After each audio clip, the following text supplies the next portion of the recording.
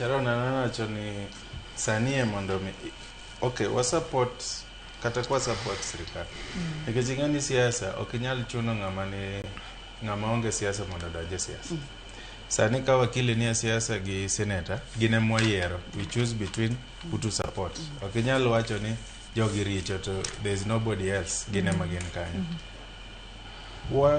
wa support serikali strategically. What is our end goal? What is our exit plan? Gimana mara mitimo in life, in project management, you must have an exit plan.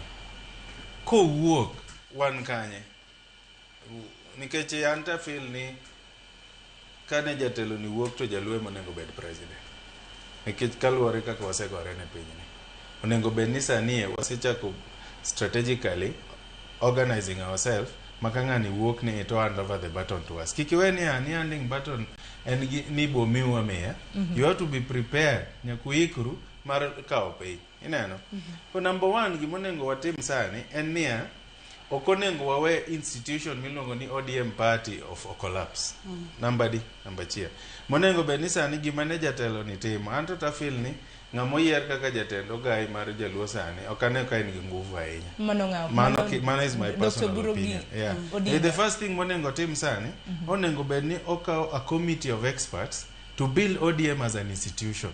Mondo institutionalism mar ODM ja collapse. ODM was a national political party. It was not a Luo party. ODM had a very strong hold in the coastal region and northeastern region. Sanie, sama uwe kodini. There's a delegation manyo owuok northeastern odhiromo gi Gachagua. You understand? Iniparo can you see a scenario where oriecho owuok obiro romo gi our party leader? Kata mana jo coast. We are narrowing our potential to the Luo community. You cannot rule a community by yourselves. Jakom nyocho weyo kose temo consolidate the whole community. Nyaka jorabon gi nyocho kawa section of them. Kanyocho uwok. Koso kamano sinet. Koro nengo beni ODM should now be built as an institution.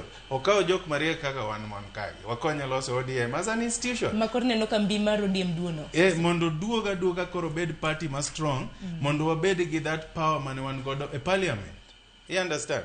Makobo ni serikali work to parliament wan gi nguvu. To dongin mani socho wache zoning cha kiwacho ni zero zoning to power bende mar mondo mi ODM obed kode parliament bende dwaro numbers but ngeni awacho ni let open up competition but be strong.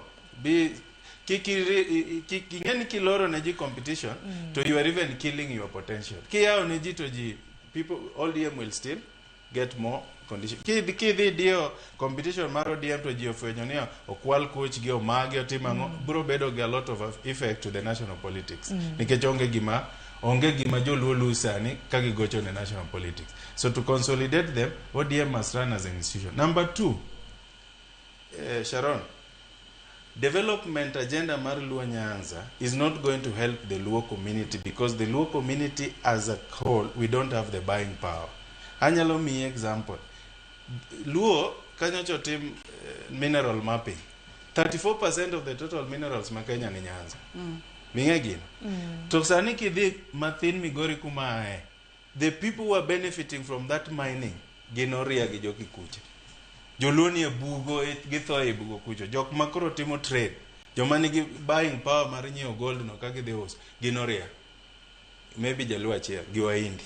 Iwinjo gima devolution okotimo ne joluo to timo ne community moko gite and ni Luo leaders were not biased about empowering the Luo community.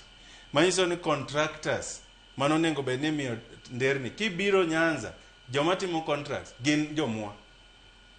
Kane mama Ido biro Migori oluongo contracts and Migori noria onge jaluo kata di ok ni joluo ok nyal yudo project go to jatelo cha kidhi jaluo komi omiyo ja tribe moro to joluo mane ntiere Marsabit mane agricultural directors ango kane sirikal odonja devolution noriembe gite ne giketo jogegi ne gimiyo contracts jogegi Kikuyu gimiyo jogegi devolution no biro mondo konjo jokanyo makoro se moro koro sani neno ka joluo igelit cha nyalo bedo diere anyisi sani Sharon companies mantiere donam of takers sani wacho ni blue economy moger Victoria Fish Farm gine Victory Farm nitie Victoria Processing Farm nitiere Kakamega Farm gigo te owners gi ok joluo ng'e kata sani jomon gigo ok joluo.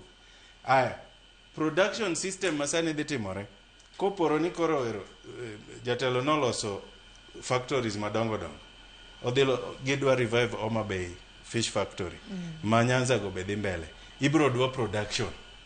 Ng'ama nigi pesa mabro timo production, jamoe mabro timo production. Yet the county public resources mantiere e lwet jotelo mag joluo is not going to the Luo community, is going to other people.